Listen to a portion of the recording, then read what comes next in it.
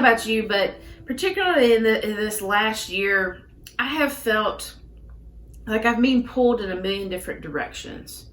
And I realize my life is a whole lot simpler than some of yours because you have whole families that are depending on you all the time. But we all feel that demand on our time. You know, we live in a busy world. There's so many demands on our time, whether it be work or family or friends, just general responsibilities. There's a lot that pulls us in a million different directions. You know, I think about how my day starts every morning.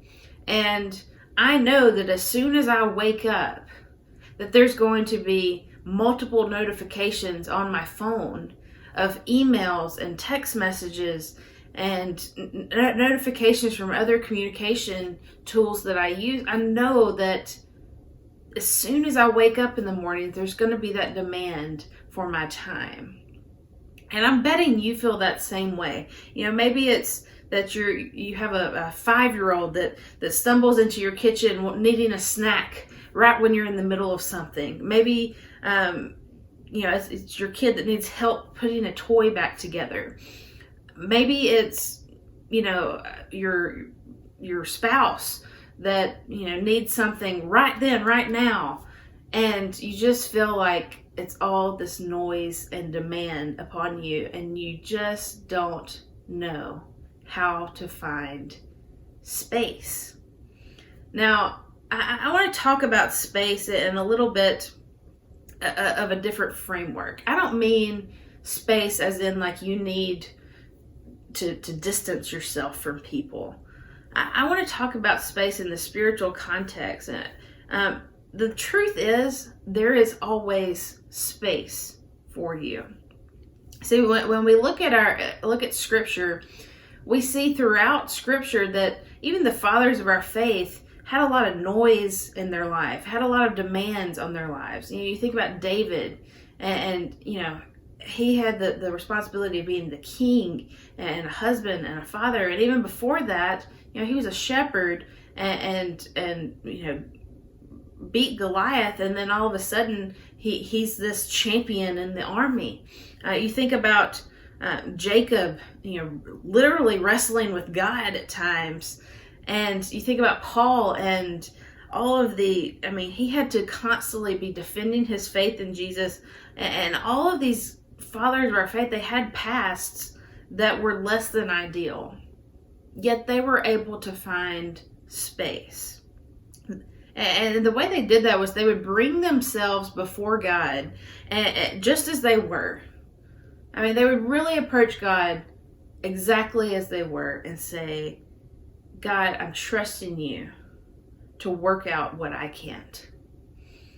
And so there's a scripture in Isaiah chapter 26, verse 3, and it says, you will keep in perfect peace those whose minds are steadfast because they trust in you.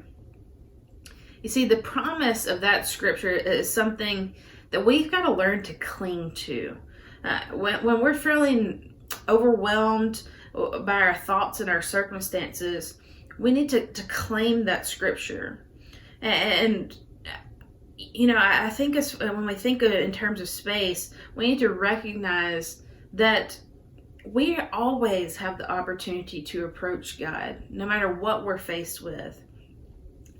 There's always space for you with Jesus. There's always space for you with Jesus. He has room for us to be with him just as we are.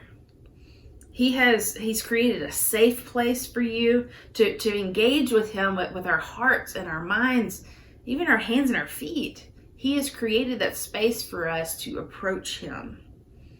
And my hope with this, reflecting on this scripture, is that you will find a new intimacy with God.